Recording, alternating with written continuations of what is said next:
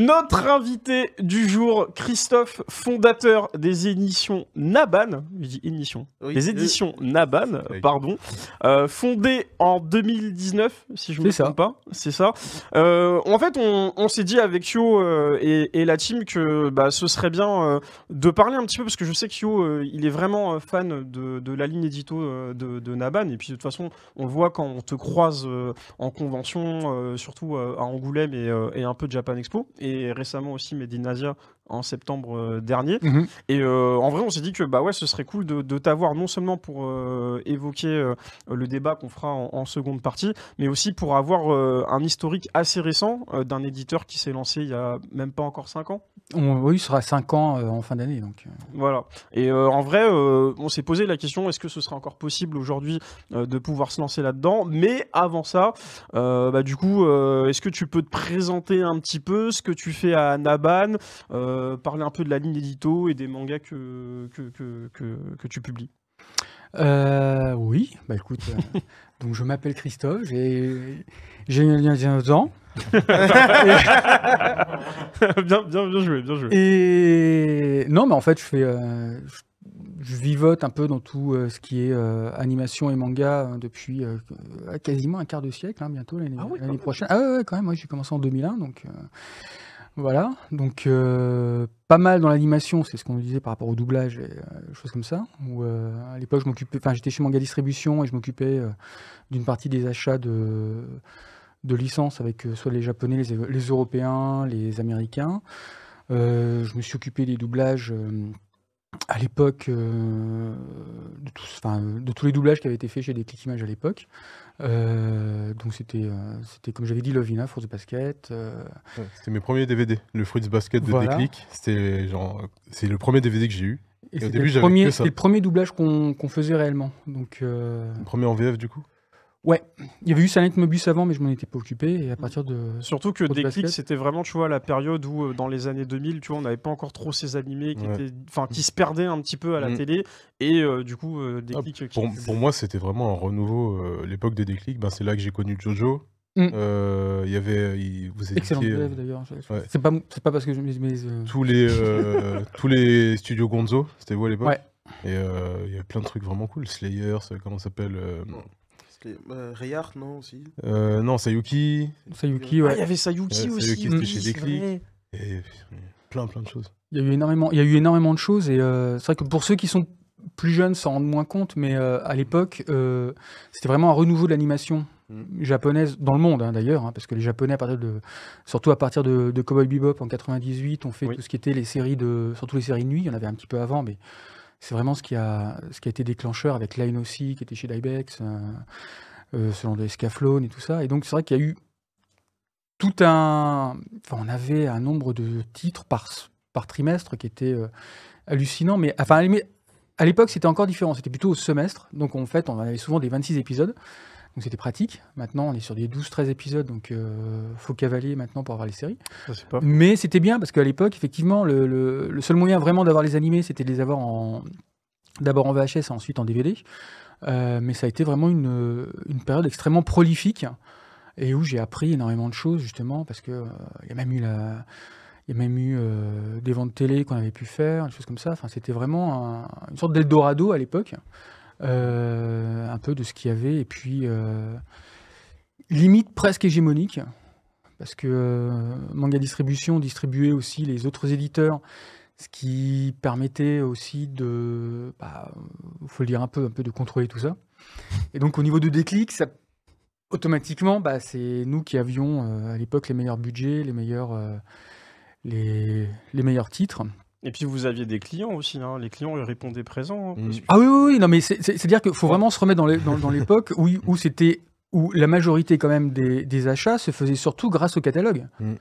C'est-à-dire que le catalogue était gratuit au départ, et c'est vrai que les patrons de Manga Distribution le faisaient en interne, et c'était vendu en masse. Je crois que c'était... je sais plus à combien il était, même pas 5-6 euros, je crois, un truc comme ça. Enfin, il était partout en kiosque, et les gens à l'époque prenaient énormément. C'est bon, je viens de débloquer un souvenir. Je m'en suis souvenu aussi. Ouais. Mais après, il y a un truc qui s'est lancé, c'était la Déclic Collection.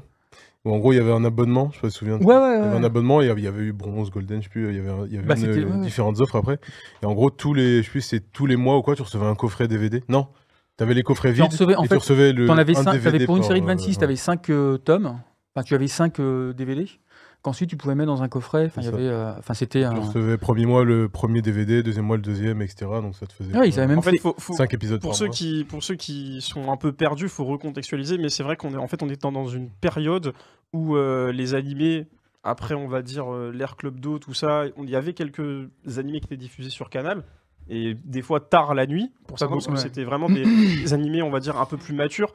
On avait du Ghost in the Shell, on avait vraiment tout plein d'animés qui étaient diffusés tardivement.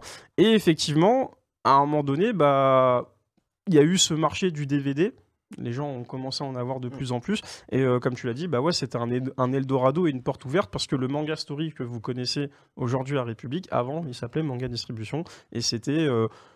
qu'une boutique qui vendait des coffrets, que des coffrets, des DVD, au début des VHS, après quand il y a eu on va dire le CD qui est arrivé, tous ces trucs-là, du coup c'était ça. Et surtout c'était une période où on commençait à avoir Internet, mais on n'avait pas encore forcément d'Internet au débit. Donc on était des fois à du 56K ou du 156, c'est-à-dire que quand tu voulais avoir une chanson, fallait... Allez, une chanson en MP3, fallait quand même 10 minutes. Fallait 10 minutes pour l'avoir. Donc, faut vraiment remettre dans le contexte de l'époque. C'était strictement impossible, à part la télé ou éventuellement prendre en vidéo, c'était impossible d'avoir de l'animé vraiment en grande quantité. Donc, j'ai pu connaître cette période faste qui était un âge d'or. Un peu, on va dire, j'avais réfléchi il n'y a pas longtemps, un peu comme peut-être les équipes qui actuellement sont chez Crunchyroll et qui font du doublage, qui ont 10 séries, 15 séries en même temps. Enfin, c'est extrêmement prolifique actuellement. Et je pense qu'ils doivent vivre un petit peu ce que j'ai vécu moi à l'époque, c'est-à-dire un moment énormément d'émulsions, des nouveaux programmes qui arrivent tous les 3 mois, des doublages à gérer. Enfin, ça a été un truc énorme. Et effectivement, la collection, Déclic Collection, quand il m'avait dit, écoute... Là, je vais la lancer dans 3 mois. C'était le patron à l'époque qui me disait, et faut que j'ai 5 séries dans 3 mois de 26 épisodes.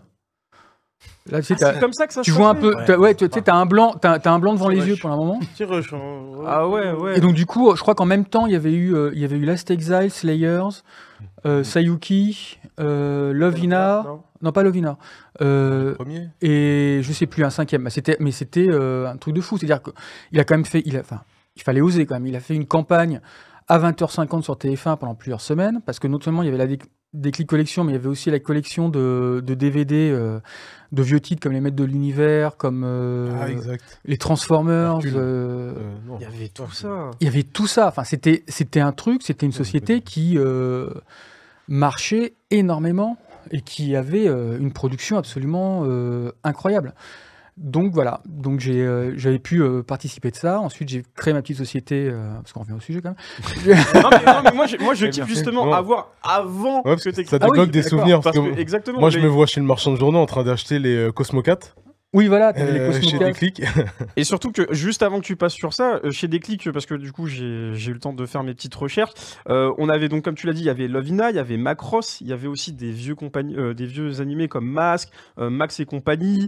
On avait aussi, il y avait un peu de Shaman King, le premier animé aussi à l'époque. Il y avait du Sakura Wars, très bon générique. Oui. Le générique est incroyable. Enfin, il n'y en a pas qu'un. C'est le même. Mais c'est le même. Mais c'est... Allez voir. Et puis après, il y a l'Oiseau Bleu, Full Metal Panic. Full Metal Panic, Black Lagoon, Blue Seed, très bon générique aussi de Blue Seed, allez voir, il est incroyable. Bref, il y en a plein, mais effectivement, il y avait à la fois de l'animé un peu plus pour enfants et... en fait, ce que le patron de Manga Distribution à l'époque avait quand même vu, c'est-à-dire qu'il savait que tout ce qui était période nostalgique, c'est-à-dire en gros, les animés qui avaient entre 15 et 20 ans, étaient la nostalgie. C'était vraiment la nostalgie et que ça marchait. Donc avec IDP, donc pas IDP d'il y a maintenant, mais celui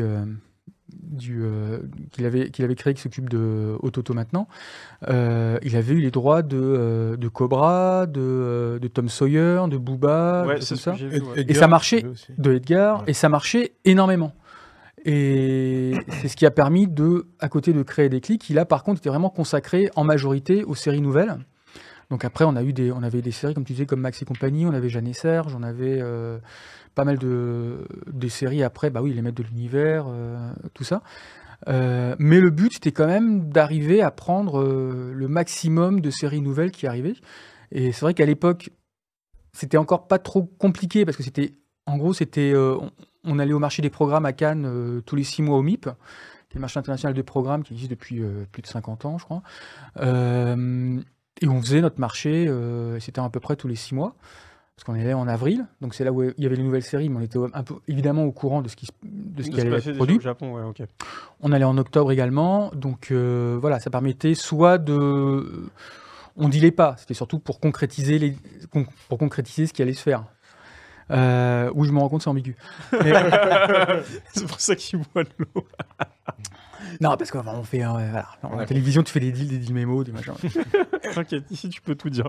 Et c'est vrai que c'était... voilà, c'était moins quand même la folie que maintenant, par rapport au fait qu'effectivement, maintenant, c'est toujours des séries qui font 12-13 épisodes, donc tous les trimestres.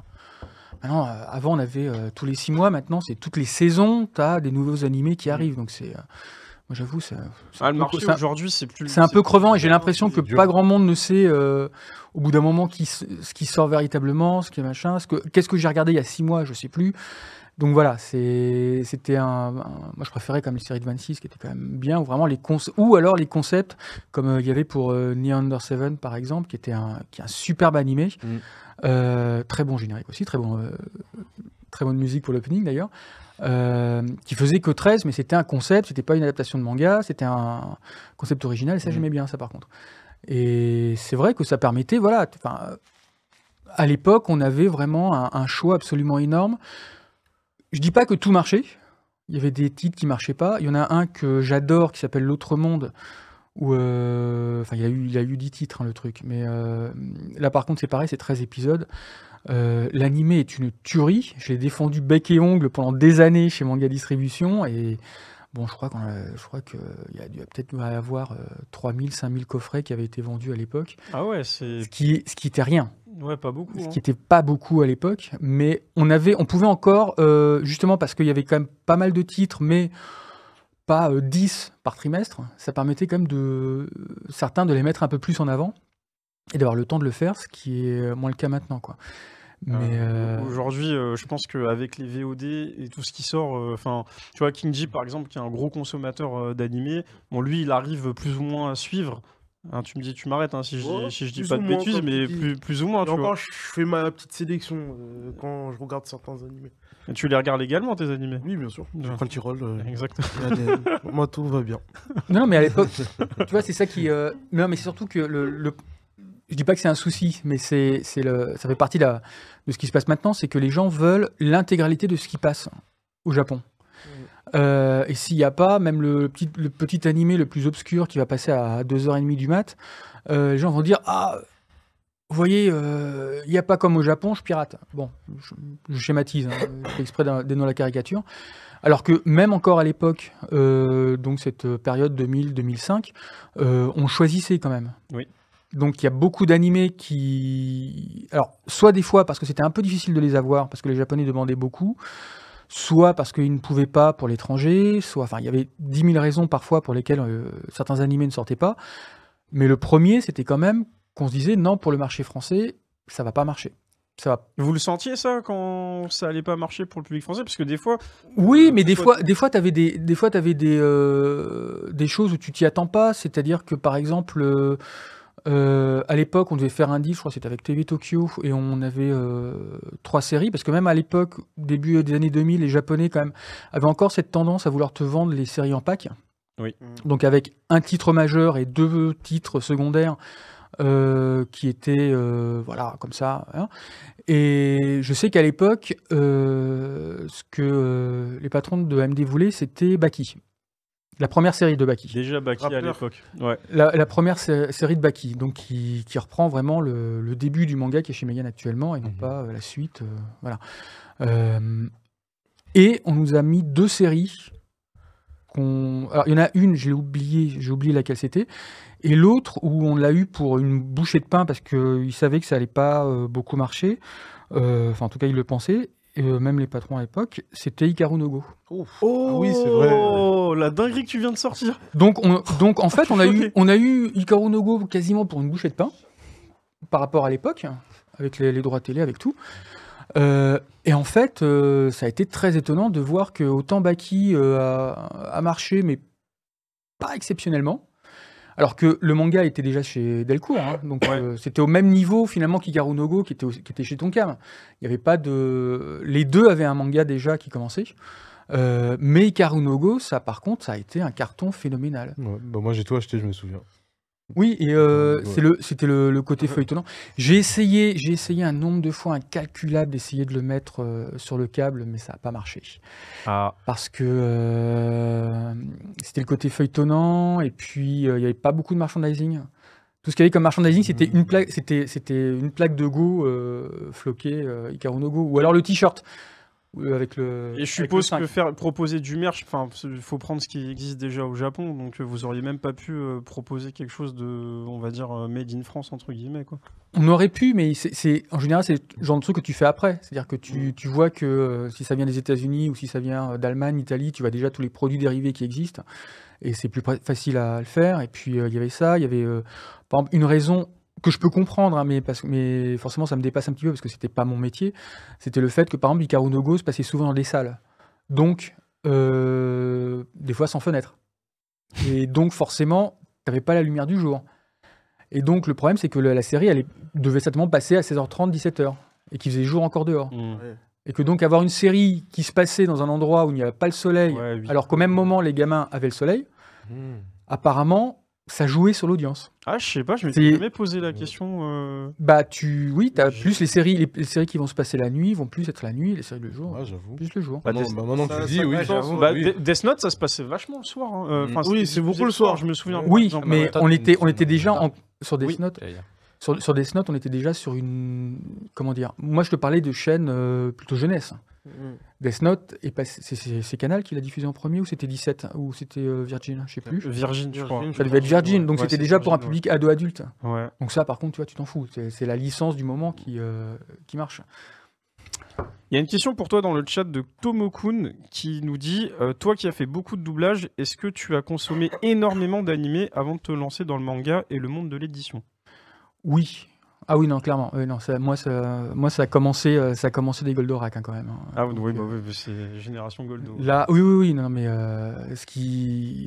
on s'en rend pas compte, mais ce qu'on voit là maintenant, même avec tout ce qui avait été fait, même avec, on va dire l'impact de l'attaque des Titans, de Demon Slayer, machin, c'est rien, c'est que dalle par rapport à l'époque où il y a eu Candy, Goldorak et Albator, et même Capitaine Flamme. Ce sont devenus des phénomènes culturels globaux en France qu'on n'a jamais eu par la suite. Enfin, donc toi tu penses que ce qu'il y a eu avant et en termes d'impact a été plus fort que ce que les générations actuelles ont avec... Oui, en fait ça partait limite de zéro au final. D'un point de vue culturel, d'un point de vue culturel sur le fait que les parents et les grands-parents en entendaient parler, surtout de Goldorak, de toute cette arrivée de l'animation japonaise en France, n'a rien à voir avec ce qui se passe maintenant, où même au niveau de... C'est malheureux, mais même au niveau de One Piece ou Naruto, tu demandes à des grands-parents, ils vont pas connaître. Moi, des fois, quand on me demande mon métier et que je dis ce que je fais, mais je dis, mais par contre, oui, vous faites du manga, c'est bien, mais je dis, par contre, je fais pas Naruto et One Piece. Même il y en a certains qui ne voient pas tellement de quoi je parle. Alors que tu parles de Goldorak, tu parles de Goldorak aux grands-parents, évidemment, ils savent. En fait, ça a traversé des générations. Ce qui se passe maintenant ne peut pas forcément faire. Mais pour moi, c'est parce que c'était vraiment le début. En fait, c'était la première empreinte du Japon, en fait, chez nous. Et en fait, c'est pour ça que ça a été aussi gros et aussi important. Ça passait dans Récréa 2, où des fois, en face, il y avait rien. C'est-à-dire, il y en avait 3 chaînes publiques. Tu avais la 3e qui commençait à 18h. Et donc, tu avais juste la 1 en face. Et les programmes étaient interrompus entre 13h30 et 16h30 pour économiser le pétrole à l'époque. Donc, bah oui, hein, c'est une autre époque. Et donc, quand tu avais Goldorak qui passait, ça faisait du 85 à 80-90% d'audience, parce qu'il y avait quasiment que Récréa 2 à ce moment-là, ou La Une, qui diffusait un programme plus adulte, voilà, tu n'avais que ça. Et ça a été un carton monumental. Donc, j'ai vraiment baigné là-dedans.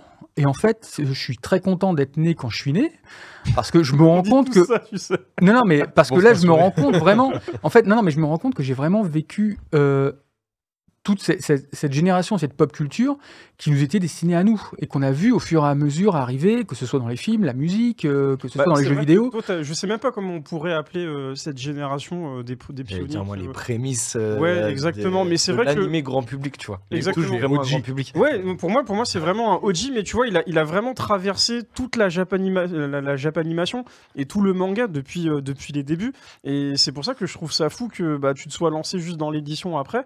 Parce que je pense que ça a aussi un impact sur tes choix éditoriaux. Parce que j'étais consommateur d'animé en soi, parce qu'à l'époque le manga n'existait pas, parce que les premiers qu'on a eu, il y a eu Akira, mais c'était encore autre chose, mais on va dire à partir de 93-94, quand Glénat s'y est vraiment mis. Quand il y a eu Dragon Ball qui est arrivé, et qu'ensuite ils ont commencé à faire Ranma, à faire Sailor Moon, à faire Gun, à faire Sanctuary, de Ikegami, à faire... Enfin, je veux dire, où là, vraiment, ils se sont lancés dans le petit format, à l'époque à 40 francs, donc ça faisait quoi, 5 € à peu près de maintenant. C'était pas trop cher. C'était cher déjà... Enfin, même quand t'es étudiant, déjà 40 francs, ça faisait cher, alors que ton cam était à 30 francs. Donc ça veut dire que déjà, t'étais à 1,50 €, 2 € de moins. 30 francs, c'était bien quand même. Donc avant ça, avant ça, je ne savais même pas que les animés provenaient de mangas, parce qu'on ne te le disait jamais. Ça, c'est vrai, oui, là par contre, on allait sur le côté un peu underground, c'est-à-dire les seuls qui en parlaient, c'était les magazines de jeux vidéo. C'est les seuls qui en parlaient à l'époque, où tu pouvais avoir Player One ou tout comme ça, justement où tu avais une partie de ceux qui sont maintenant, c'est-à-dire Pierre Valls, qui avait créé Pika, ou Grégoire Hello chez Kurokawa, qui eux savaient, ou Pascal Laffine, même qui le faisait dans le Dorothée Magazine, qui le disait, mais je veux dire, c'était pas grand public. Non, le club Dorothée ou Récréa 2 ne te disait pas, tiens, il y a les BD, je crois qu'ils ont présenté Dragon Ball une fois. En disant, voilà, c'est la reproduction du dessin animé que vous voyez en bande dessinée. Donc c'était même pas le côté, ça vient d'un manga.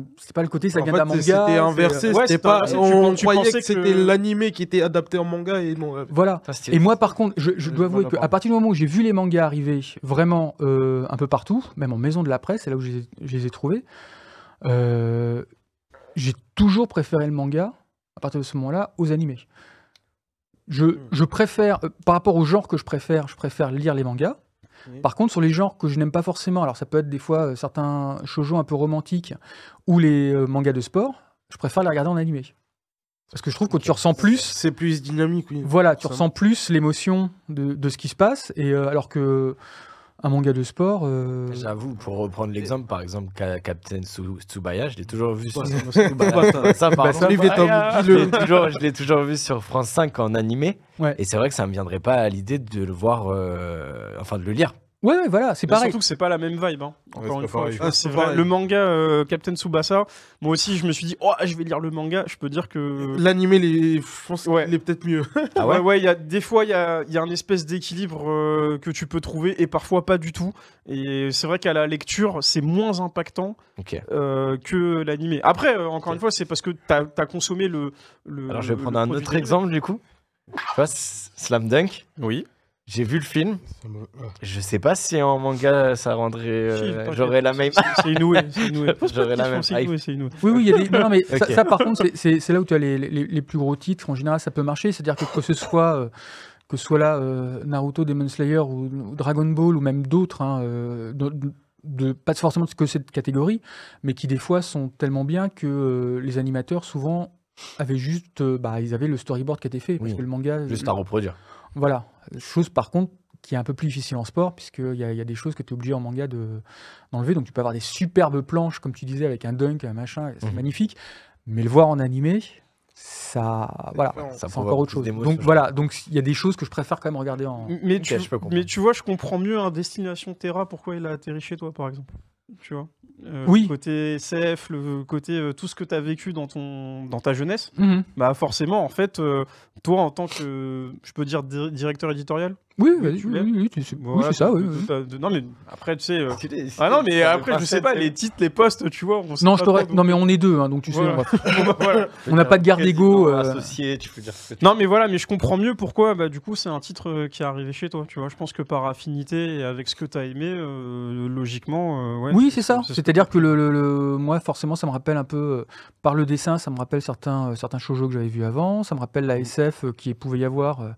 Dans Capitaine Flamme, dans Astro, dans Albator, voilà. Enfin, je suis un peu le mélange culturellement de tout ça et j'adore. Il y a tu vois, un truc que j'adore par exemple. Enfin, c'est bête à dire, mais je suis bien meilleur public en animé qu'en manga, où je vais être un peu plus difficile ou un peu plus dans ma zone de confort. Mais par exemple, c'est vrai que Alexandre, mon associé, est très shoujo et josei. Parce que je suis moins en manga. Par contre, en animé, je vais l'être beaucoup. Il y a un vieil animé qui est de 1969 sur une jeune fille qui fait de la guitare et qui veut s'en sortir. En français, ça s'appelle Nathalie et ses amis, qui est un titre complètement armé. Mais j'en ai trouvé des épisodes. Il y a quelqu'un qui a mis quelques épisodes sur YouTube. Il a mis genre les 7-8 premiers. Je les ai tous regardés. Pourtant, l'animation, elle est à la ramasse. C'est un truc, mais j'ai adoré. Tu vois, ça j'adore. J'adore par contre. Okay. J'adore les vieux shoujo des années 70 que je trouve qui moi m'impactent plus que les nouveaux shoujo. Ce qui veut pas dire je les compare pas, mais où ça m'impacte plus et où je vais plus faire confiance justement à Alexandre pour qu'il les choisisse bien. Alors que si ça va être un shoujo vintage, là je vais me sentir un peu plus légitime à le faire parce que on a eu tellement sur la 5 de comédie sentimentale que ça, là, je vois plus. Du coup, je me dis, un petit moto Agio, en fait, l'autrice aurait très bien pu débarquer chez vous. Si à l'époque. Oui, mais par contre, elle est en très bonne main chez Akata. Ouais, ça, oui, clairement. Ça, clairement. Akata, ils le défendent très bien. Du coup, on va revenir un peu parce que c'est un peu égaré. Mais sur les débuts de Naban, donc tu nous as dit que tu as bossé avec Déclic Images. À partir de quand tu t'es dit, je vais me lancer dans l'édition et pourquoi ? Ça remonte à après la création de Black Box en 2010, avec mon associé à l'époque, où j'avais envie. On continue à faire pas mal d'animés, mais encore une fois, c'est ce que je disais, c'est que le problème du DVD, souvent, c'est un peu froid, au final. Enfin, je veux dire, tu peux un petit peu choisir le packaging, mais tu peux pas vraiment faire. Enfin, tu n'as pas ce côté organique. Hein. Donc, à part choisir le packaging en soi. À l'intérieur, les animés, tu peux pas y toucher, tu peux rien faire. Et puis voilà. Alors que moi, ce que j'aimais, c'était effectivement le côté ressentir les choses, choisir le papier, choisir est-ce qu'on met une jaquette, est-ce qu'on n'en met pas, et machin. Et donc il y a eu ce premier essai qu'on a fait avec Black Box, où là, par contre, ce que je voulais, c'était vraiment être quasiment que sur soit du nostalgique, soit sur des titres un peu anciens. Et c'est comme ça que la collection est née. Au départ, on a vraiment choisi des titres qui n'étaient pas forcément porteurs, mais qui permettaient de se faire la main, et par contre sur lesquels on misait quand même. Hein. On pensait que c'était intéressant de les montrer. Et puis, il y a un moment, il y a eu le collège Foufoufou, et puis après, on a eu Cobra, puis après, on a eu Goldorak, Devilman. Oui, c'est au bout d'un an et demi à peu près, où là, j'ai commencé... on a pu voir avec les Italiens justement pour tous les Gonagai, où on a pu voir avec l'agent qui s'occupait du collège Foufoufou pour le faire. Voilà. Pour les puristes. Et j'adorais ça. J'adorais vraiment ça. Et puis quand je me suis fait virer de Black Box, c'est ça comme ça. Parce que bon voilà. Apparemment, ma méthode ne plaisait pas, ni ma prise de contrôle. Vu leur réputation, c'est peut-être pas une mauvaise chose. Non, voilà. Ouais. Non, mais on s'en fout, on peut le dire. Hein. Soyez pas gênés. Hein. En vrai, Black Box, aujourd'hui dans le milieu, ils ont une sale répute et ils s'amusent à revendre ce qu'ils peuvent plus vendre sur le bon coin. Voilà, ça c'est dit. Voilà. Oui, c'est vrai d'ailleurs. Non, mais oui, c'est pas mytho. C'est vrai. Donc, disons qu'il faut des fois essayer d'être un petit peu plus...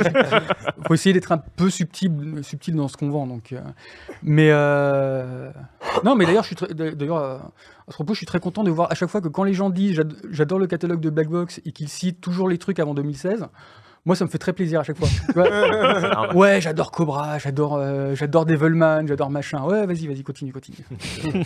Donc voilà, donc ça a été pendant 3 ans, ça a été très compliqué parce que je m'en suis pris quand même pas mal dans la tronche. Et en fait, en 2019, je me suis quand même dit, j'ai pas envie de finir comme ça en fait. C'est-à-dire que j'avais encore. T'avais la dalle. Ouais, non, c'était pas la dalle. C'était une question. Alors un peu d'ego, un peu de volonté aussi de le faire, mais j'avais pas envie que ça s'arrête. Là, tu voulais remonter sur le ring et. Voilà, ouais. Et montrer par contre tout seul. Du coup, pour le coup, ce que je voulais faire. Et donc, c'est là où je suis allé au Japon pour en discuter un petit peu après, parce que c'est aussi l'objet plus ou moins du débat sur comment on fait une édition. Et finalement, c'était de montrer un peu ma vision et de me dire, si ça marche, tant mieux, si ça marche pas, bah tant pis, quoi. Enfin, j'aurais été une étoile filante avec Naban, mais au moins, voilà. Le seul truc que je m'étais dit, c'est que si je fais 2-3 titres, ce sera d'essayer au maximum d'aller jusqu'au bout pour que les gens soient pas frustrés d'avoir encore un éditeur qui finit pas. Oui. Donc j'étais avec des titres courts. Et puis finalement. C'est vrai que c'est un peu le risque, mais ça se fait de moins en moins. Mais c'est vrai que moi, quand je vois un éditeur arriver en mode comme a new challenger, tu vois, je suis en mode est-ce qu'ils vont réussir à finir les titres, parce qu'on a eu beaucoup et surtout je crois que c'était Tonkam à l'époque, beaucoup d'arrêts de com. Et moi les arrêts de com, c'est un truc qui me trigger, tu vois, dans le manga, de me dire que t'es à fond sur une série et du jour au lendemain elle s'arrête et tu te retrouves avec 24 tomes. Genre je pense le premier titre qui me vient en tête là, c'est Karakuri Circus, tu vois. Oui. En mode ça c'était pas terminé. Il y a Kindaichi aussi malheureusement. Ouais, les où il y en a eu Kindaichi, où ils sont arrêtés je crois à 3 tomes. Ah oui. Donc ça c'était dommage, tu vois. Enfin, c'était le début à rien. Mais tu sais, même pour l'éditeur, c'est jamais facile, parce que là quand Tonkam l'avait fait, c'était justement avec Kindaichi. Kindaichi, c'était Kodansha, je crois. Oui. Ils le payent toujours 15 ans après. Bah ça, c'est un truc, malheureusement, des fois, ça pardonne pas. Tu fais une erreur et ça va te poursuivre toute ta life. Donc c'est pas... Forcément, tu ne fais pas de gaieté de cœur. Des fois, ça peut arriver que ce soit par rapport à la gestion, évidemment. Mais bon, voilà, c'est vrai que le... Oui. Oui, Max. Pardon, j'avais une question qui était, mais dans ce genre de cas, est-ce qu'il n'y a pas une autre maison d'édition qui peut la récupérer peut-être pour moins cher, négocier, un truc comme ça, dans le cas où ça s'arrête parce qu'une autre maison d'émission a pas su perdu les droits, ou a perdu les droits. Ça peut arriver. Il y a pas mal d'exemples. J'ai pas de titre en tête, mais il y a pas mal d'exemples. À chaque fois, quand il y a un éditeur qui arrête ou qui arrête tout court, ou qui veut arrêter un titre, ça peut arriver qu'effectivement les Japonais fassent le tour des éditeurs en place pour leur demander s'ils veulent prendre la relève ou s'ils veulent reprendre depuis le début. Ou voilà, ça peut arriver.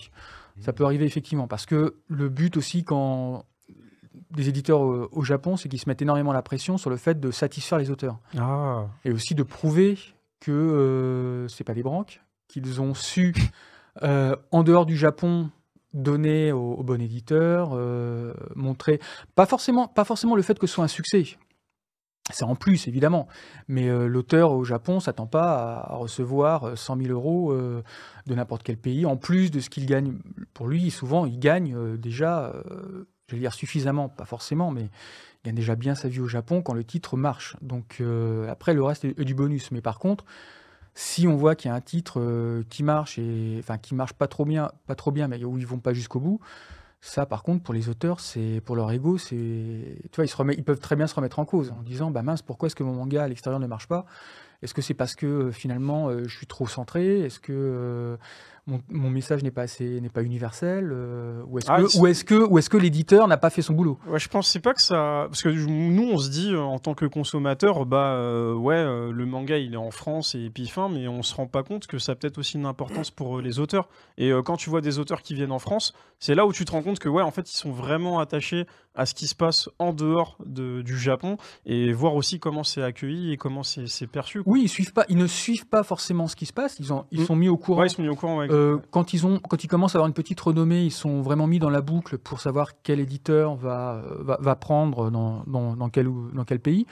Quand leur manga commence ou quand ce sont des jeunes qui ont la petite vingtaine et qui n'ont pas encore un manga qui est très reconnu, en règle générale, je ne vais pas dire ils subissent, mais on ne leur demande pas forcément leur avis. On leur dit, bah voilà, il y a cet éditeur-là qui demande, il n'y a personne en face. Voilà, l'éditeur le fait. Et le but, effectivement, après, c'est sur le pays de ne pas décevoir. J'ai une petite question peut-être bête. Non, vas-y. Mais je sais que, par exemple, du coup, le marché français du manga, c'est énorme, tu vois. Et est-ce que au Japon, ils ne se disent pas des fois, on va cibler juste 1, 2 ou 3 pays pour voir si vraiment le manga il perce et il peut s'exporter et du coup après se diffuser sur plus de pays. Par exemple, je sais que la France, tu vois, ça pourrait être une excellente rampe de lancement pour voir si un manga peut marcher. Après, ça se trouve dans certaines cultures ça marche mieux que dans d'autres, etc. Mais je pense que ça pourrait être intéressant pour eux, pour engager moins de frais, de démarrer ça par 2-3 pays où tu sais que le manga peut prendre et après le diffuser. Je pense pas qu'on doit vraiment le voir comme ça. C'est vrai que tu as raison sur le fait que ça peut arriver des fois ça peut arriver pour des jeux, ça peut arriver pour des séries, ça peut des sortes de tests. Au Japon, c'est moins ça parce que maintenant, ça y est, ils ont quand même une grande connaissance de chacun des marchés, de chacun des pays. Ouais. Donc ils savent de toute façon quel est le potentiel qui existe. Là, il y a un titre sur lequel je suis d'un auteur que j'aime bien. Je sais que là, je vais avoir 0 chance de l'avoir. Alors que d'autres titres, je vais pouvoir les avoir de lui, parce qu'il est chez un éditeur qui, là, par contre, est en train de faire un gros travail sur l'auteur. Okay. Donc, live animé, tout ça. Donc là, de toute façon, ce qu'il va faire, c'est qu'il va essayer de vendre dans tous les pays, sauf qu'il va essayer de faire marcher les enchères à l'intérieur de chaque pays. Donc, on avait une deadline là pour le faire. La deadline est passée, j'ai envoyé mon offre. Je sais que, de toute façon, les autres éditeurs... J'ai eu les retours après, ont mis au moins 2 fois plus, voire 3 fois plus, parce que live est animé. Là aussi, on n'avait pas eu, j'aurais pu me mettre à niveau. Okay. Donc c'est quand même plus à l'intérieur des pays qu'ils vont se rendre compte. Parce que de toute façon, si tu commences par l'Italie, par exemple, l'Italie, c'est 10% du marché français. Okay. Tu vois, l'Espagne grandit énormément. Mais c'est un marché qui est florissant, mais qui n'a rien à voir avec ça. Mais par contre, oui, je pense que ça rejoint par contre ta question, c'est que je pense qu'à partir du moment où un titre sort en France, oui, maintenant les autres éditeurs regardent. Ok. Donc effectivement, c'est... Là, en fait, c'est vraiment genre tout le monde est dessus. Avant, tu pouvais laisser peut-être passer des trucs. Je pense qu'aujourd'hui, dès qu'un titre sort, il faut que tout le monde se mette dessus, même si ça les intéresse pas. Hein. Et oui, j'ai l'impression que c'est de plus en plus. C'est ça. Et fun fact, je dirais pas quelle maison d'édition, mais par exemple, tu vois, il y en a qui ont dormi sur Jujutsu Kaisen ou Dandadan, par exemple. Qui ont dormi et qu'on dort là-dessus, ouais. Il y a eu des vrais loupés. Hein. Des maisons d'édition. Ah, Jujutsu Kaisen ? Non, ça me parle pas. Non, ça ou il y en a qui l'ont fait. Qui ont fait leur offre après la deadline. Ah ouais. C'est ça. Là, des fois, c'est le problème des fois de communication, ou choses comme ça. Okay. Ou tu lis pas tes mails. Voilà. Il y a ça aussi. Il y a ça aussi. Okay. Tu vois, par exemple là, Beastars, on est quand même en France. Kiyun l'a eu parce qu'ils font du très bon boulot, mais c'est aussi parce qu'au niveau des autres éditeurs, ils n'en voulaient pas. Okay. Parce qu'il s'était dit, enfin, on est quand même dans le pays des Fables de La Fontaine, en BD, il y a de Cap et de Croc qui cartonnent depuis 25 ou 30 ans, t'as les machins, et ils se sont dit, non, des personnages, des animaux anthropomorphiques, ça va pas marcher en France. Bon. Alors qu'il y a eu des trucs. On va revenir un petit peu. Déjà, on va montrer aussi quand même, parce qu'on parle de Naban depuis tout à l'heure, mais on va montrer un peu la diversité du catalogue, parce qu'il y a pas mal de choses à dire. Moi, il y a un titre qui me branche pas mal, et en fait, j'avais pas fait le rapprochement tout à l'heure, mais Max, il va vous les diffuser. Donc là, vous avez un peu tout. Vous avez 17 ans, Chronique du Mal. On a la nouveauté L'Aigle écarlate et le Yeti. C'est ça. Qui est arrivé la semaine. Oui, il y a une semaine et demie. Il y a une semaine et demie, ouais, c'est bien ce que. Il y a un titre aussi très attendu.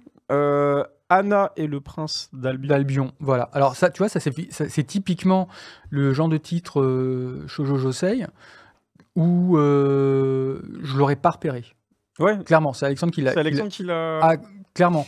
Et il a très bien fait parce qu'en fait, une fois que j'ai vraiment pu le lire, j'ai trouvé ça juste génial. Parce que pour moi, voilà, là par contre, ça me rappelait exactement ce genre d'animé qu'il y avait, que ce soit Lady Oscar ou La Tulipe Noire ou ce genre de choses-là, où c'était vraiment des... Comme ça, voilà, dans le côté un peu ancien, avec des belles robes, des choses comme ça. Oui, parce que là, on est sur une espèce... Anna et le prince d'Albion, c'est une histoire où, du coup, l'héroïne, Anna, elle est en guerre dans son pays, c'est ça? Où il y a une espèce de... Voilà, c'est-à-dire que c'est le royaume voisin qui fait une incursion et qui dévaste l'armée. Et pour calmer ce royaume-là, le père va envoyer sa fille pour se marier au prince conquérant. Mais elle, ce qu'elle veut faire, c'est en gros détruire. Elle se dit, bah, tant qu'à faire, ce que je vais faire, c'est détruire le royaume de l'intérieur. Et elle se rend compte que le prince, lui, c'est un peu pareil. Tous les trucs de la cour, les malversations, les dessous de table, les trahisons, les machins, il y en a un petit peu marre. Sauf que c'est beaucoup plus compliqué que ça. Et qu'elle a du mal un peu à savoir exactement quelles sont ses volontés, parce que des fois il est très gentil, des fois c'est un salopard. Donc voilà, enfin c'est une romance un peu toxique. Oui. Alors je suis désolé, c'est peut-être dans le forum ils sauront, mais j'ai oublié le terme qui est souvent utilisé pour ce genre de manga. Mais il y a un terme qui existe pour qualifier ce genre de josei un peu amour-haine et puis lutte et tout ça. Mais voilà, ça je dois dire, effectivement, c'est vraiment le genre de manga que j'adorerais voir en animé aussi, par exemple. Bah, en tout cas, dans le chat, ils sont très friands. Alors, il y a Mai Mokono qui nous dit Alexandre a fait un travail génial, hyper complémentaire de Christophe. Il y a Tifala qui nous dit très hâte de le lire. Et le terme, c'est Enemy to Lovers. Voilà, c'est ça. Ouais, Enemies to Lovers. Merci, Tiff. Il y a aussi donc ça sort le 22 mars, si je me trompe pas. Alors ce sera le 5 avril au final. Ah, 5 avril. Ouais, on a eu un petit problème. Dans un mois. Voilà, tout pile. On a eu un petit problème de production. Exactement. Ensuite, il y a Arion. En plus que Yo, alors Yo, il est très fan. Il m'en parle depuis je ne sais combien de temps. Et ça, c'est ton titre un peu coup de cœur, non? Chez Naban, ouais. J'aimais déjà les titres avant la sortie d'Arion. C'est sorti quand? C'est sorti l'année dernière? Sorti en juillet, ouais. En juillet, ouais. J'aimais déjà le catalogue de base avec 17 ans, etc. que j'avais adoré. Mais Arion, c'est vraiment mon coup de cœur parce que c'est Yas, quoi. C'est un de mes artistes préférés, donc forcément, voilà. Et c'est en 3 tomes. C'est en 3 Là, tomes. c'est en 3 tomes. Ouais. C'est en 3 tomes celui-là. Et voilà, bah, ça fait partie genre de choses où, pareil, je connaissais le film, parce que Kazé l'avait fait à l'époque. Et je trouvais génial. Et quand on voit en fait l'influence qu'a eu Yoshikazu Yasuhiko sur le manga et l'animation, c'est incroyable. C'est un des pionniers du manga. Il a fait et quoi? Papa de Gundam. Gundam Origin. Okay. Ça a été le designer de Gundam. Voilà, c'était le designer de Gundam. Et ce qui est génial, c'est qu'il a mis plus de 10 ans avant de pouvoir vraiment faire son premier manga. Parce qu'en fait, il voulait faire du manga, mais il n'avait jamais eu l'occasion. Et il a toujours fait du design. Donc il avait fait plein de séries, des séries de robots, des séries d'aventures, choses comme ça. Et là, en 80, il a pu le faire. En 79, il a pu le faire. Et dès le départ, voilà, il n'avait aucune formation de mangaka. Donc il a vraiment fait... avec les outils qu'il pouvait faire, avec lesquels il avait l'habitude, la mise en page qu'il avait l'habitude de faire, donc qui était plus proche du storyboard qu'il faisait lui-même sur les séries, et ça donne quelque chose d'absolument incroyable. Et par exemple, ça a été vraiment une grosse influence de Otomo pour Akira, parce qu'il a vu que ce genre de manga, avec ce genre de design, ce genre de truc-là, était possible en fait. En plus, je viens de penser, c'est le même format que Akira. C'est le même format, oui, absolument. Ouais. Mais ça, c'était le format d'une édition spéciale japonaise qui avait été faite et qui justement, je pense, c'est en tout cas l'impression que j'avais eue, une fois que Akira avait commencé à sortir, et sortait uniquement dans ce format-là. Il n'y a jamais eu de petit format. Il a toujours voulu le faire dans ce format-là. Il y a eu toute une mode, j'ai l'impression, au niveau des Japonais, de pouvoir sortir ce genre de... Donc c'est lui qui a été...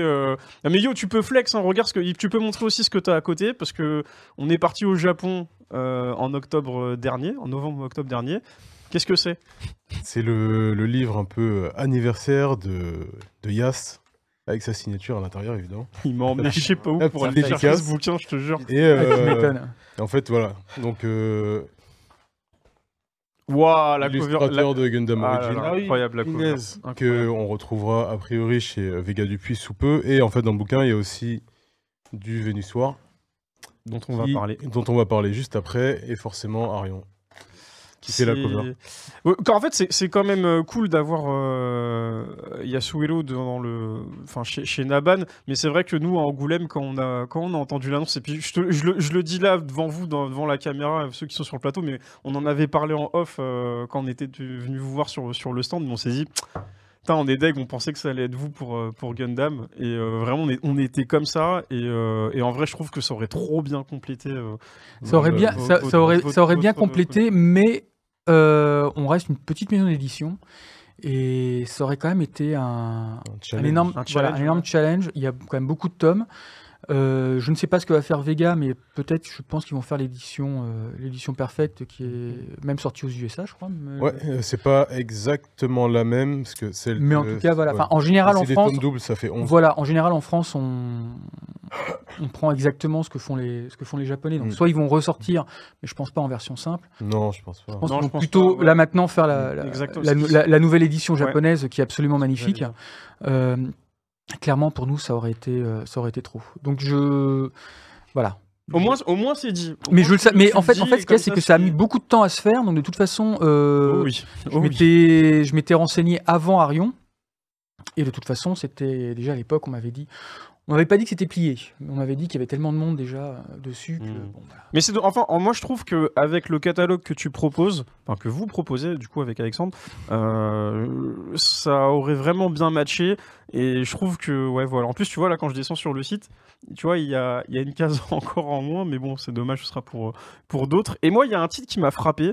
Je vais en parler vite fait. Alors déjà, j'aime beaucoup Aubin les Yankees parce que du coup, c'est en 3 tomes et vraiment c'est bon délire en mode furio et bien public. Et je vous jure que les biens publics, c'est vraiment une dinguerie. Je vous conseille vraiment de le faire si vous en avez l'occasion au Japon. Mais ouais, moi, il y a un titre qui m'a frappé. C'est 17 ans, une chronique du mal. Ouais. Parce que en fait, il y a un truc dont j'avais pas fait le lien. C'est du coup l'histoire avec du coup le meurtre de Junko Furuta. Cette jeune fille qui a été assassinée dans les années 80 au Japon. Donc c'est une fille qui avait entre 17 et 18 ans et qui a été du coup enfermée pendant 1 mois et demi, voire 2, par des jeunes garçons. Okay. Et du coup qui lui ont fait plein de tortures, plein de sévices corporels, plein de choses. Alors du coup j'ai pas lu le bouquin, je pense pas que ce soit montré de manière aussi explicite. Et du coup le lien aussi c'est par rapport à toi. Parce que en vrai, j'ai dû enfermer personne. Non mais c'est sur un niveau musical, parce qu'il faut savoir que The Gazette a fait une chanson qui s'appelle Taillon, et du coup qui reprend l'histoire de cette jeune fille, parce que du coup en fait ça a éclaté. C'est un gros fait divers. Ouais, gros fait divers au Japon, et je savais pas que du coup c'était ce bouquin. En fait c'est au Japon. Au niveau de notoriété et tout ça, de faits divers, on est sur le petit Grégory et Ilan Halimi. Tu vois, enfin, c'est vraiment quelque chose qui a secoué énormément la société japonaise. Et là, par contre, ce qui est très bien, c'est pour ça que je l'avais choisi, parce que là, c'était les Italiens qui me l'avaient... l'éditeur italien qui me l'avait conseillé en me disant vas-y, donc j'avais pu lire les tomes italiens avant, c'était très bien. Surtout que c'est pas une reproduction de ce qui s'est passé, c'est-à-dire qu'ils sont inspirés de l'histoire. C'est un peu romancé. Ils lui ont ajouté une sœur jumelle pour que ce soit la sœur jumelle qui ressente les émotions et non pas elle, parce que donc du coup celle qui est enlevée et torturée, on ne la voit quasiment pas. Des fois on voit son état se dégrader, mais on ne voit pas à cause de quoi, c'est souvent plus évoqué. Terrible. C'est vraiment une recherche, là du coup pour essayer. Et surtout, ce qu'ils ont vraiment réussi à faire, c'est de se mettre soi-même, quand on le lit, dans la position qu'est-ce que j'aurais fait à l'époque. C'est-à-dire, non pas y participer, parce que voilà, mais plutôt, on sait très bien qu'il y en avait énormément qui savaient, qui n'ont rien dit. Alors ça peut être, c'était souvent évidemment les lycéens qui soit y ont participé, soit l'ont su, soit l'ont vu. Les parents aussi, chez qui la fille était enlevée, parce que les parents savaient. Dans la réalité, dans le manga, les parents savaient. Ils n'ont rien fait, parce qu'ils avaient peur de leur gamin. Parce que le chef de bande était un c'est une sale histoire. Hein. Était un gamin qui était lié dont le père était yakuza. Ok. Voilà. Et donc en fait, ça nous met quand même dans cette position de se dire voilà, je repense à mes années lycée. Est-ce que j'aurais dénoncé? Est-ce que j'aurais eu le courage? Parce que derrière, oui, il y a les répercussions. Il y a le personnage principal que l'on voit là à genoux, qui est celui que l'on suit, qui passe de bully à harceleur. Parce que d'un seul coup, il va se retrouver entre guillemets, du bon côté pour être tranquille. Mais il va en profiter. Donc au départ, on se dit ah bah oui, ce pauvre garçon et machin, puis après on se rend compte voilà. Et c'est un vrai chef-d'œuvre. Et pour l'anecdote, en juillet, j'ai pu voir l'éditeur du manga à l'époque. C'était pas du tout prévu. Et il m'a dit ça a été son travail le plus difficile de toute sa carrière. Ah oui. Voilà. Parce que le but c'était justement d'être sur le fil entre la réalité et la fiction, mais de ne jamais tomber dans la réalité. Pas dans la réalité, mais dans le trop graphique. Dans l'horreur. Dans l'horreur. Honnêtement, il y a des mangas, tu lis du Berserk, tu lis des trucs. Du Gannibal, tous ces trucs-là. Du Gannibal, c'est pire en représentation. C'est vraiment pire. Sauf qu'on sait que c'est en plus dans un contexte machin. Même tu peux avoir des mangas qui sont extrêmement hardcore, qui sont voilà. Mais tu as une distance. Là, le but, c'est tu as moins une distance puisque tu sais très bien que c'est un fait divers, mais on t'explique plus comment dire le contexte. Et c'est plus ça qui va t'amener à te poser des questions. Pourquoi personne n'a rien fait? Pourquoi Et je tiens quand même à préciser, la fin est différente du fait divers. Moi, je vous laisse vous renseigner sur du coup Junko Furuda et il y a beaucoup de vidéos sur YouTube qui en parlent et tout. Non mais lisez, c'est mieux parce qu'en vrai moi j'ai adoré, c'est en 4 tomes, c'est assez court, c'est super. Enfin pour moi l'équilibre est parfait dessus. Et si vous voulez juste le voir, j'y repense, il est sur Manga.io. Exact. Oui, en intégralité. Du numérique. Je l'ai vu sur Manga.io. Il est en intégralité sur Manga.io, donc si vous avez un peu envie de découvrir, vous pourrez. Petite question rapide, puisqu'on a un peu de. Juste, il me semble, si tu me diras si je me trompe, mais il y a un autre manga qui adapte le fait divers et qui est assez hardcore. Oui, parce que là, je crois que par contre, vraiment, ça adapte l'histoire. Ouais, je crois qu'on voit tout en plus. Et il montre vraiment le point de vue de la victime. Donc mais on est plus là carrément sur un manga. Je crois même l'éditeur est plus hentai, un truc comme ça. Donc là, par contre, ça pose vraiment problème parce que ça part d'une histoire vraie et il montre des trucs assez hardcore. Voilà. Alors j'en ai entendu pas. Je sais pas. Je sais qu'on nous l'a dit. Effectivement, il y a pas tellement longtemps. Faut pas se tromper juste. Il est pas très vieux, je crois en plus ce manga. Je risque pas de me tromper. Faut pas se tromper. Mais oui, voilà. Mais en tout cas, au Japon, c'est le genre de fait divers où tous les ans il y a une émission. Il y a un fait entrer l'accusé dessus. On passe des coucous à Flame, dont c'est l'anniversaire aujourd'hui, qui est dans le anniversaire Flame. Profite bien. C'est le beau sujet. Parmi les titres chez Naban, rapidement, lequel c'est le mieux vendu en 2023? Boss ou crève. Boss ou crève. En plus, il est terminé. Ça, c'est une surprise. Il est terminé. T'es en 6 tomes. On l'a fini en fin d'année. Non, on l'a fini en janvier, pardon.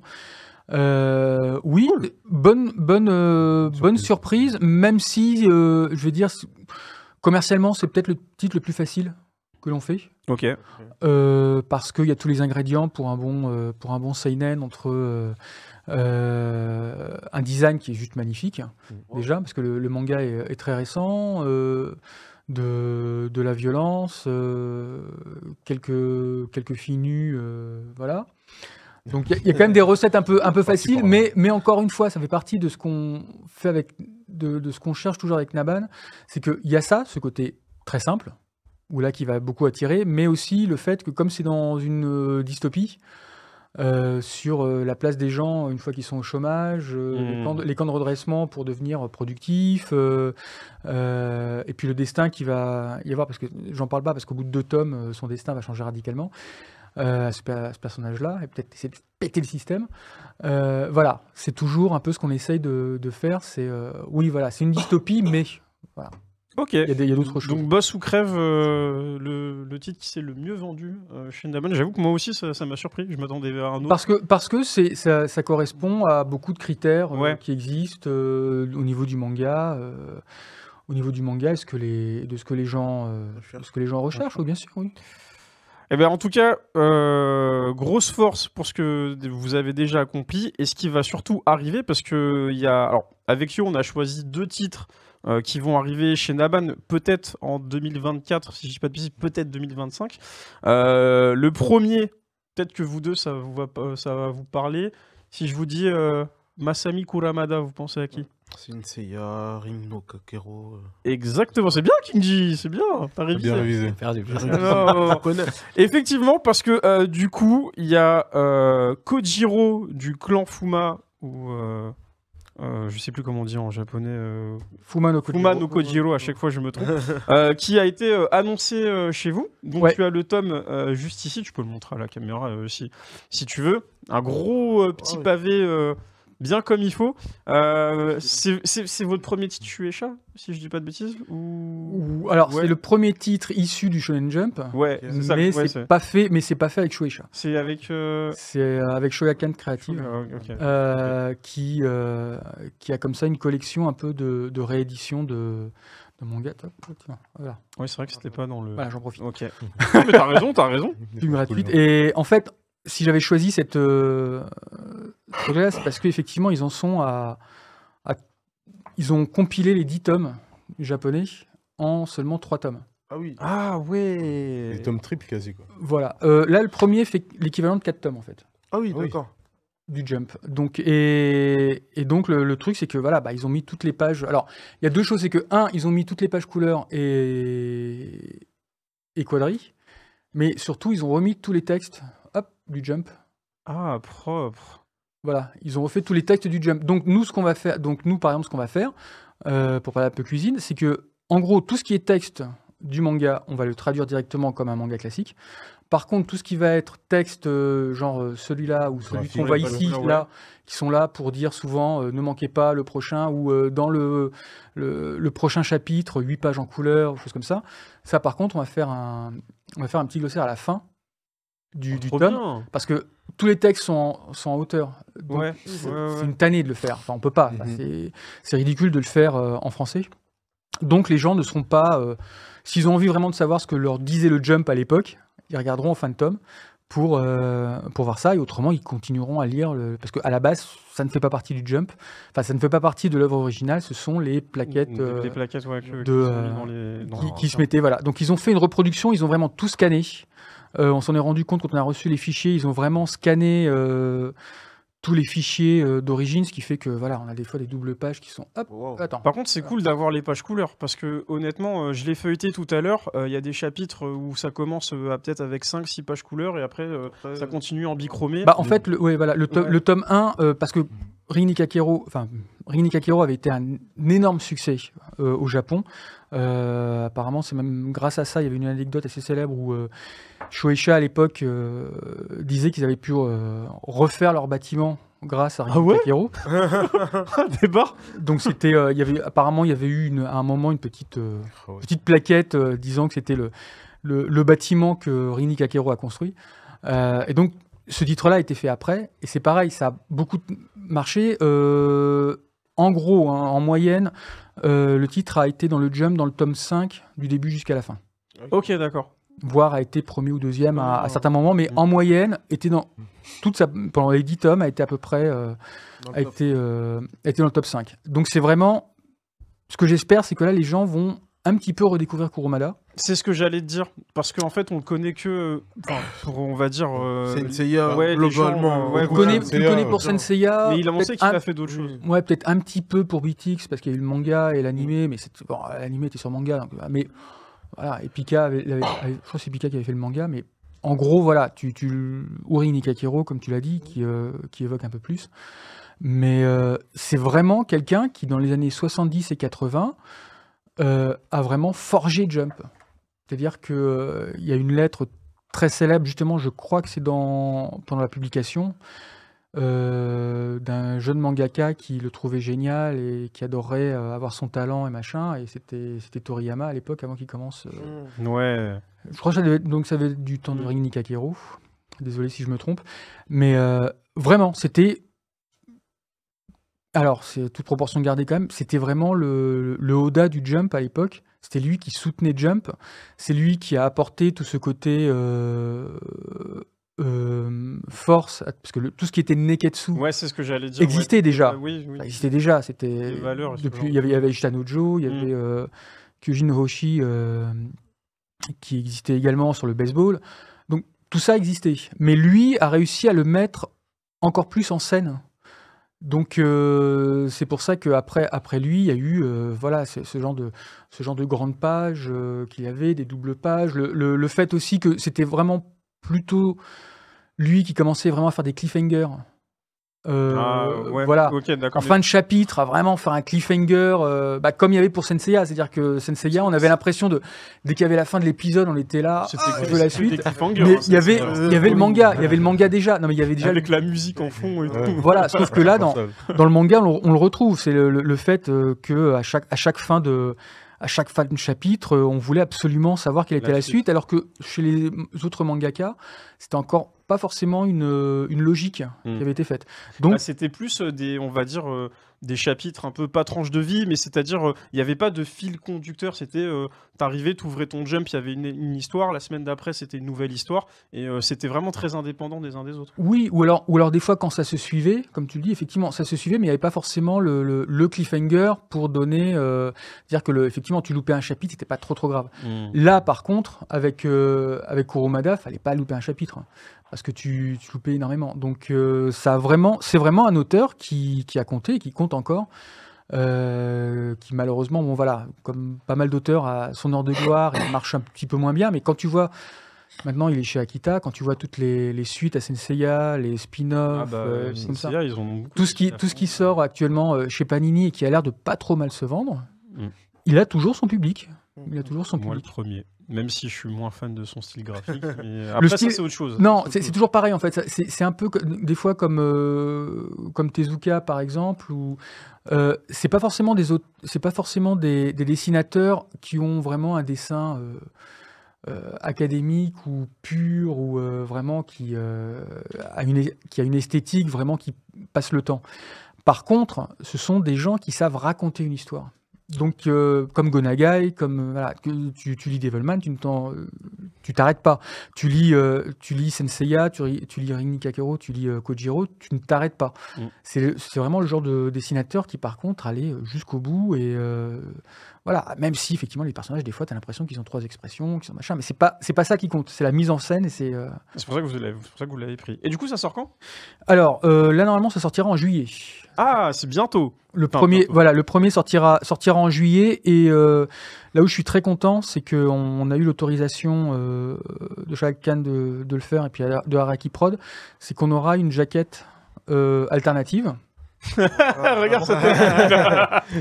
C'est son mot, jaquette alternative. Là il est dessus, qui va être faite par Jérôme Alquier. Oh, tu vois, il n'y a pas comme moi. Parce que je m'attendais. Oui, d'accord, ok. Voilà, donc il va. Alors, évidemment, c'est pas celle-là qu'on va faire.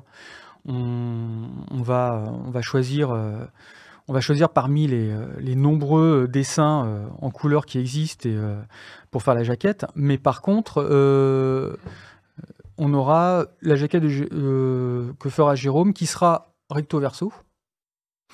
Alors on ne sait pas trop, il n'y aura pas non plus des milliers de dessins. Là, on est en train de voir déjà, rien que pour le tirage, là pour Kojiro, à moins qu'on ait de très bonnes nouvelles du distributeur, on sera plutôt sur les 3500-4000 exemplaires. Donc peut-être qu'il y en aura 1000 qui le seront avec la jaquette de Jérôme, sans supplément de prix, sans rien. Et si les gens n'aiment pas Jérôme, ce qui m'étonnerait, voilà, on aura la jaquette réversible pour avoir quand même aussi notre jaquette de disponible. Ok, bah tu peux déjà. Qui va le prendre autour de la table? Levez la main. On a 3 autour de. 4 avec Max qui seront là. Sinon, je peux dire un truc, rien à voir. Je peux aller aux toilettes, s'il vous plaît? Fais vite alors. Fais vite. Fais attention. C'est technique. Hein. Non, là, c'est technique. Ok, donc ça sort au mois de juillet. Et lundi, vous avez annoncé en lancement participatif.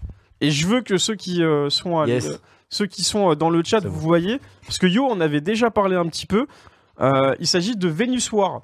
Oui, tout à fait. Donc là, franchement, déjà, tu nous annonces Kojiro du clan Fuma. Et là, Venus War en lancement participatif dès le 12 mars prochain. C'est ça. Est-ce que tu peux nous en dire plus? Pourquoi justement un lancement participatif? C'est très beau. C'est très beau. Parce que le 12 mars, c'est l'anniversaire de ma maman. Et que je voulais lui faire... Non, c'est arrivé. On m'a dit le mardi ou le jeudi. Donc voilà, je faisais le mardi.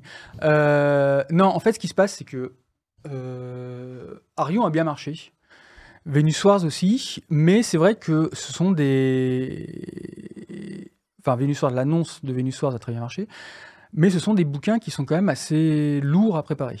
D'accord. Et à faire. Donc, et à lire. Et à lire aussi. Voilà, mais on en a pour son argent. Ça va, Max?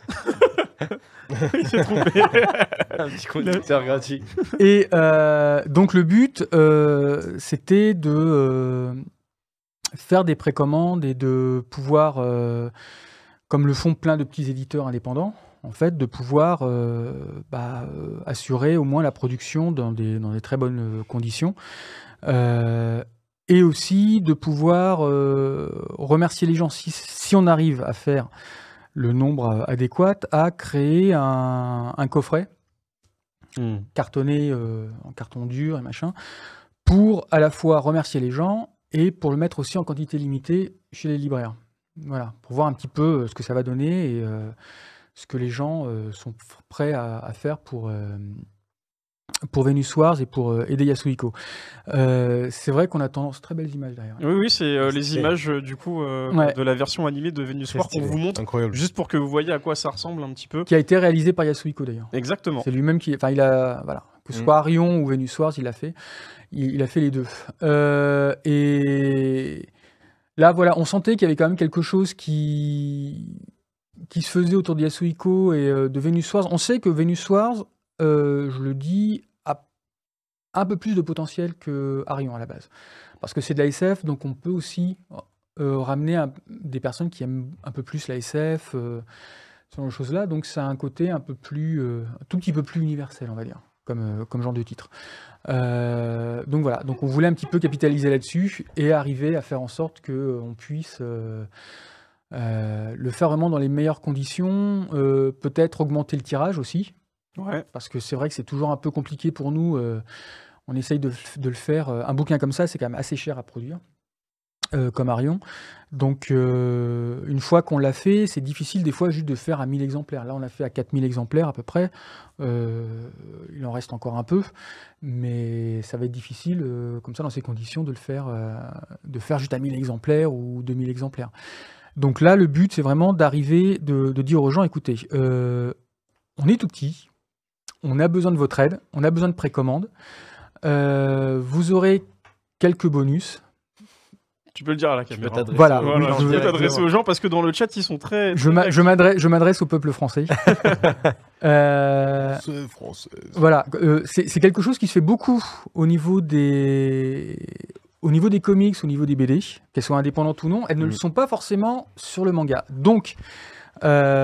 aidez-nous, vous n'aurez pas des bonus de fou derrière, vous n'aurez pas des trucs de service de presse de dingo en carton et des choses comme ça. Vous aurez des ex-libris, vous aurez un... Tu parles des coffrets collector, c'est ça? Non, mais en fait, ce qui se passe, c'est que les gens, des fois, les lecteurs de manga ont pris un petit peu l'habitude de penser que c'est très facile même d'avoir des goodies, d'avoir énormément de suppléments, de choses comme ça, alors qu'en fait, c'est pas forcément le cas. Et là, pour Venus Wars, on va les remercier avec des ex-libris, avec des choses comme ça. Comme j'ai dit, un pins métal qui sera aux couleurs de son équipe de sport. Enfin, tu sais, sur le casque, quand on voit, on l'a extirpé, on va le mettre, on va le faire en pins. Donc, ce sera un joli petit pins. Mais voilà, ce qu'on veut, c'est vraiment dire, écoutez, si vraiment vous êtes suffisamment nombreux, là, par contre, on pourra faire aussi le coffret, vous l'aurez gratuitement, alors qu'il sera payant. Ah ouais. Il sera payant dans le commerce. Vous ferez une bonne action, vous nous permettrez d'être mieux mis en avant chez les libraires, parce que du coup, il y aura à la fois la version normale, la version avec coffret, et pour que personne ne soit lésé, le premier tome sortira tout seul, le deuxième tome sortira avec le coffret, mais avec la moitié seulement. Ok. Donc vous pourrez soit prendre le tome 2 tout seul, notez bien dans le chat, soit prendre le tome 2 avec le coffret, mais vous aurez la place pour mettre le tome 1 dessus. Okay. On va pas faire comme des fois ça peut arriver dans l'édition, à mettre le coffret uniquement avec les tomes 1 et 2. Donc voilà. Moi, ça m'est déjà arrivé. J'avais acheté le tome 1 et le tome 2 est sorti avec le tome 1 et le tome 2 en coffret. Ça fait chier. En tout cas, c'est une belle annonce parce que honnêtement, le timing est fou entre l'annonce a été faite hier, si je dis pas de bêtises, et du coup, t'es là aujourd'hui pour en parler. Donc, moi, déjà, je trouve ça top. Pour ceux qui posent la question dans le chat, donc vous l'avez vu, Max, il a posé le lien. Donc, c'est sur KissKiss, enfin, ce sera un lien KissKissBankBank. Vous pourrez participer. Donc, voilà. Si vous pouvez maintenant, pour l'instant, vous pouvez mettre votre adresse email sur le lien pour être informé, pour être informé du lancement. Bon, on a dit que ce sera le 12 à 12h. Mais j'ai déjà fait, t'inquiète. Voilà, c'est vrai que ça nous permet aussi, nous, de voir le potentiel. On a eu de très bons retours de la part de KissKiss qui nous a dit que par rapport au nombre de personnes qui se sont inscrites, le chiffre était bien élevé. Ouais. Donc ça nous fait plaisir, ça veut dire qu'il y a une vraie dynamique là-dessus. Et on espère qu'on va battre des records là-dessus, chose qu'on n'aurait pas pu faire si on avait fait des précommandes normales sur notre site. Parce que KissKiss, voilà, c'est quand même là, je pense très que grosse machine. C'est un gros bébé, et en plus dans le chat ils sont vraiment réactifs. On nous dit j'ai vraiment hâte de lire Venus Wars. Vraiment une montée en puissance. Naban, bravo. Donc honnêtement, je pense qu'il y a beaucoup de gens qui sont chauds, qui vous attendent là-dessus. Et Yo, pour m'en avoir parlé, pour m'en avoir teasé, Yo, c'est un peu ma ref, tu vois, en ce moment, sur les trucs un peu OG. Donc clairement, n'hésitez pas à vous inscrire.